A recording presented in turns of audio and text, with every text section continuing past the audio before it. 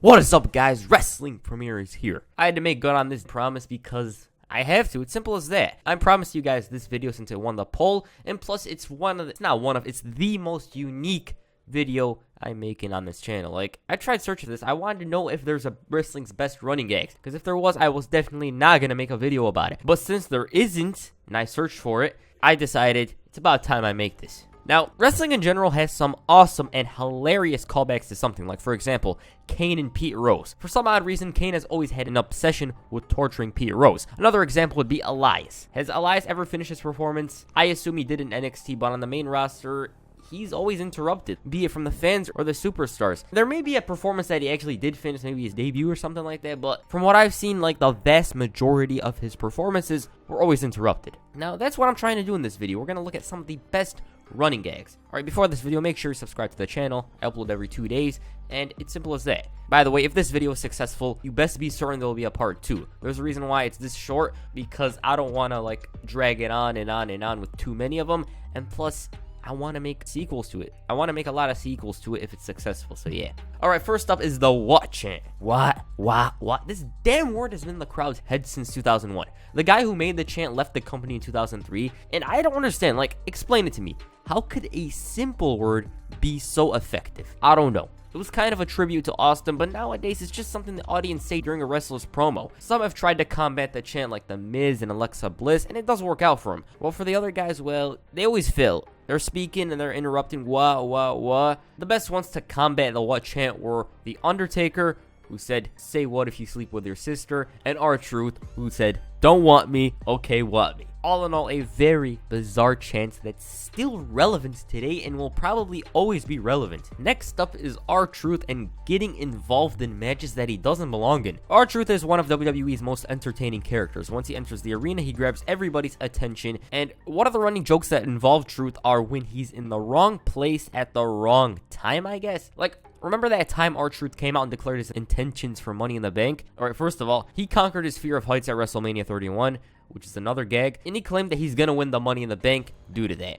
Once Kane informed him that he isn't even in the match, he apologized and he left. Or what about that time where he randomly came out and cut a serious promo about how he's been the underdog, and at Survivor Series, he's winning the WWE Championship. The Miz had to let him know that he wasn't in it, to which he responded, my bad. Or that time at the Royal Rumble when he conquered his fear of heights by bringing out a ladder and climbing it. Once he reached the top, he found nothing, obviously, and Kane threw him right out of the Royal Rumble. This was one of the most hilarious running gags, and it's a testament to Truth's abilities. Like, I'm pretty sure there's some other running gags he has. That's one thing to know. Next up, APA's door. For some reason, this was ridiculous. Guys would approach him by walking up to the table without knocking on the door. And they would go crazy, like, just knock. There's a reason the door's there.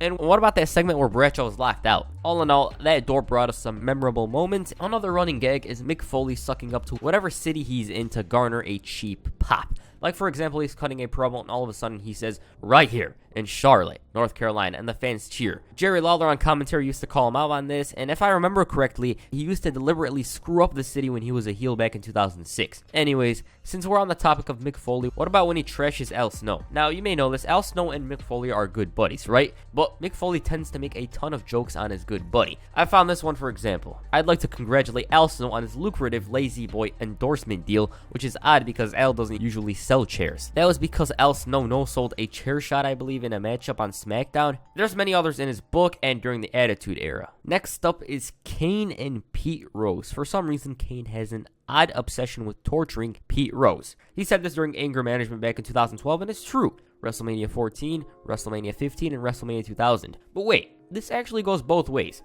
Pete Rose himself wanted revenge for Kane's actions at WrestleMania 14, so he decided to disguise himself as a chicken at both WrestleMania 15 and at WrestleMania 2000, he was about to ambush Kane with a baseball bat. But in both of these attempts to return the favor to the Big Red Machine, he failed. Unfortunately, though, Pete Rose didn't appear at WrestleMania 17, breaking the 3-year tradition. They did interact with one another during a No Mercy commercial and a Raw in 2010. Other than that, it was just a one-and-done type of deal, which is quite unfortunate. And lastly, I'd like to mention the Spanish announce table. For some reason, WWE superstars have an obsession with destroying the Spanish announce table. By the time an Attitude Era pay-per-view was over, you best be certain that the Spanish announce table was broken. The first time this table was broken was at the 1995 Survivor Series when Diesel threw Bret Hart off the apron and into it. And due to this spot, Carlos Cabrera, one of the Spanish announcers, suffered a knee injury, and on that day, it was the birth of one of the most memorable spots in wrestling. During the Attitude Era, that table was broken on nearly every pay-per-view. Sometimes, though, the table refused to give in, like that time Randy Orton RKO'd Christian at Money in the Bank.